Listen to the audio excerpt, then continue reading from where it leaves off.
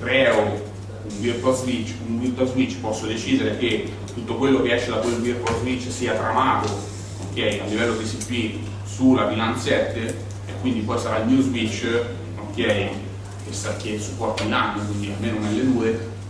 che mi permette di comunicare con chi sta in quella VLAN. Okay? Quindi non ho più necessità di gestire NAT, contro NAT e configurazioni che rendono sempre più difficile la gestione di un cluster, ma ho una gestione delle VLAN quando io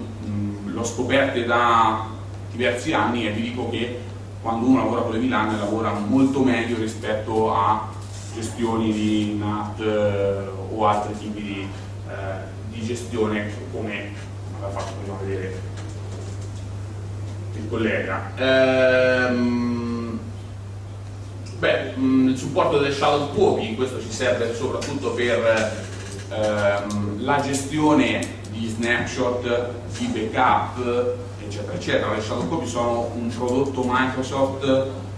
che permette potenzialmente di fare una fotografia, un'istantanea al disco, spostarsi questa istantanea su una parte